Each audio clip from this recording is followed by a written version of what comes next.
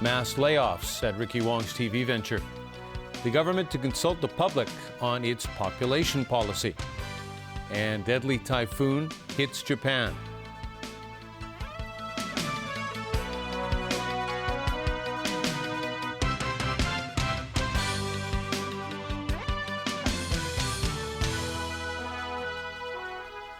Good evening. There is fallout today from the government's announcement to grant 2 new free-to-air television licenses. Hong Kong Television Network, which did not get a license, is considering whether to legally challenge that decision.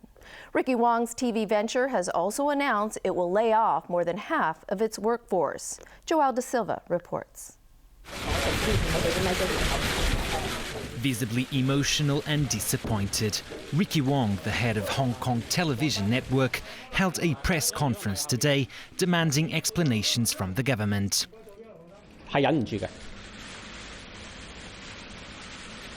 2年多前 After $900 million was pumped into his dream of setting up a competitor to TVB and ATV in the free TV market, the entrepreneur saw it dashed by the government's decision to reject his company's application for a license. Wong today called that a black box operation, and he wants to know why he was rejected.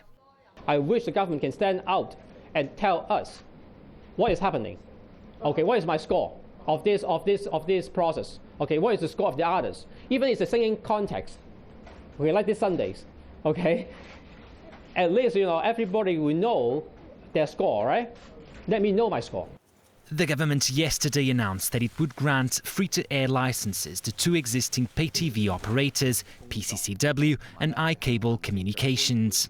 Claiming that his company is the most capable of all 3 applicants, Wong says his legal team is now deciding whether to fight back.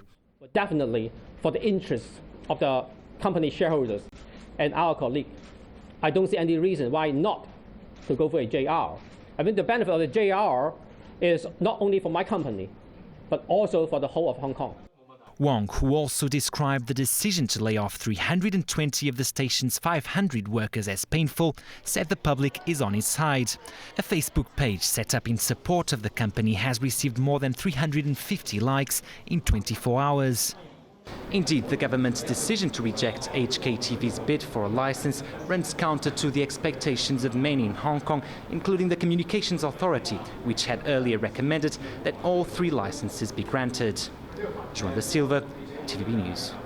Secretary for Commerce and Economic Development Greg So says he's saddened by the job losses at Hong Kong Television Network, and legislators question if the government has something to hide in not granting a license to Ricky Wong's company. Jenny Lam has that story. Secretary for Commerce and Economic Development Greg So divulged little why Hong Kong Television Network was not granted a license, but simply that it was not as competitive as the other applicants. A lot of these assessments are based on information that's given by the applicant, some of which is confidential, and the assessment was made on that basis. So I would not be at liberty at this time to disclose these information, and so it presents some difficulty for me to go in greater detail than what I have been given so far. The Democratic Party staged a demonstration outside the central government offices over the company's failure to get a license. Some legislators question if the administration has something to hide.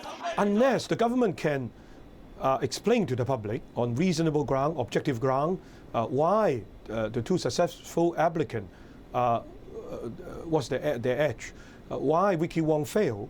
Otherwise, the public can only draw a conclusion that it is unreasonable and may be related to political ground. The government says they want to ensure that there would be a healthy and steady development of the industry. But that is a matter for the industry to decide. It's a matter for market forces to decide who should stay and who should not stay.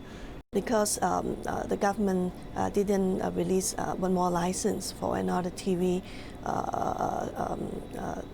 company. So there's a lot of questions in our general public's mind. Why this two, not this one? Why three? Why two, not three? Chen Yunhan of the Federation of Trade Unions also wants an explanation from the government.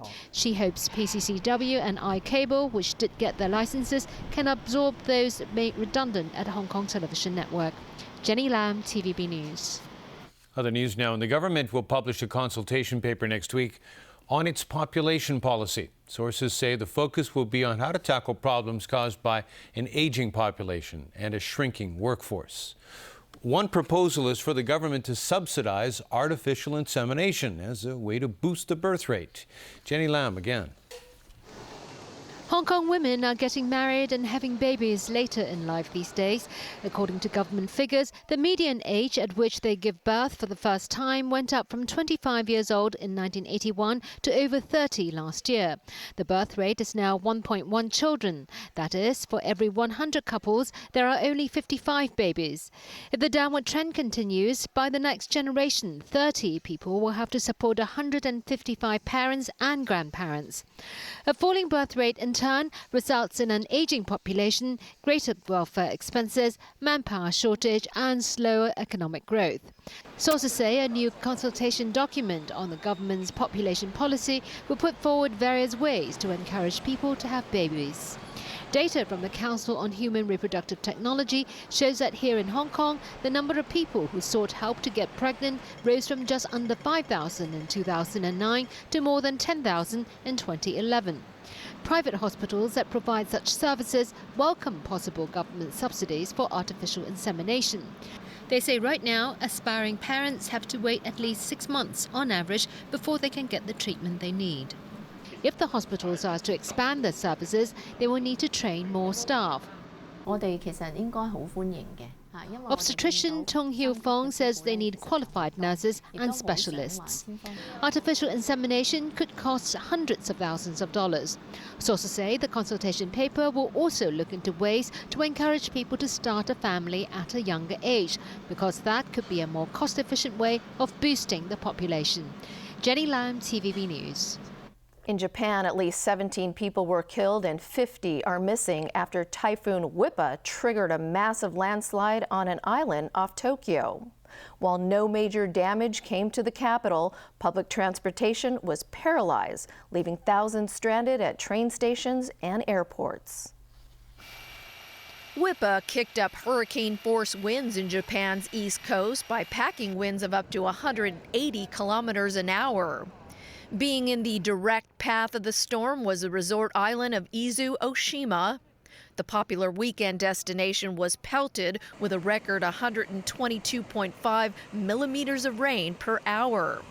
That caused the volcanic mountainous region to buckle under pressure, unleashing one deadly mudslide. Rows of homes were instantly buried or destroyed. Many were reduced to splinters or bore gaping holes. The Tokyo Fire Department's hyper rescue team was mobilized, as were the Japanese self-defense forces. Among the wreckage, rescue workers found many bodies, most buried by mudslides, but the search for dozens still missing presses on. 30 million people in metropolitan Tokyo were largely spared, but heavy rains did wreak havoc during the morning rush hour. More than 500 flights at Haneda and Narita airports were canceled. Taking no chances, the city shut down subway lines and closed thousands of schools. Over at the crippled Fukushima Daiichi nuclear plant, Tokyo Electric Power Company began feverishly pumping out rainwater at the tanks containing radioactive water. Plant workers scrambled to ensure excess contaminated water was not released into the sea. Japan is not out of danger yet. Local meteorologists warn more heavy rains and winds are expected to batter the country's north. At least 9 people are dead after a Chinese-owned cargo ship hit a seawall and partially sank off South Korea's southeastern coast. The 8,500-ton ship was anchored off the port city of Pohang, but high waves forced it against that seawall. 8 were rescued and 2 are still missing. 18 of the 19-member crew were Chinese and the other Vietnamese. The ship, owned by China's Lishan International Shipping and registered in Panama, was carrying about 130 tons of bunker oil. The South Korean Coast Guard says there may have been a problem with the ship's anchor. Emergency crews and survivors in the central Philippines have been spending a grim day, sifting through the destruction after a 7.2 magnitude earthquake tore through the region. 3 people were pulled from the rubble in Cebu amid shattered buildings and crumbling roads. The number of dead has risen to 144, with Cebu and Bohol Island absorbing the brunt of the earthquake and its aftershocks. Historic buildings, hospitals, and churches have been heavily damaged, and power has been knocked out to much of the area. Aid is being rushed to the region, and survivors are being put up in temporary shelters. Rescuers say they expect the death toll to rise as communication is reestablished with isolated areas. It was a day of chaos in the U.S. Congress yesterday after House Republicans introduced a new partisan bill to avert government debt default, angering Democrats. However, the day ended with renewed optimism after the last-ditch effort by the conservative Republicans collapsed. Here's Alan Booknia. It had appeared that Senate Republicans and Democrats were on course for some sort of compromise. Then Republican House Speaker John Boehner introduced a House of Representatives version of legislation that would keep the government running in exchange for concessions on President Barack Obama's health care law. Listen, we're working with our members on our way forward and to make sure that we provide fairness to the American people. The plan was greeted with anger from Democrat senators who had been negotiating with their Republican counterparts to reach a compromise. I know I speak for many of us who've been working in good faith when I say that we felt blindsided by the news from the House. But this isn't the first time. Extremist Republicans in the House of Representatives are attempting to torpedo the Senate's bipartisan progress. Within a few hours, however, objections came from all corners of the rank and file, and the measure was pulled.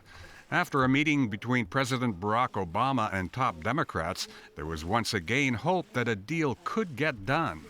We're still optimistic that there is a path to lift the debt ceiling in time.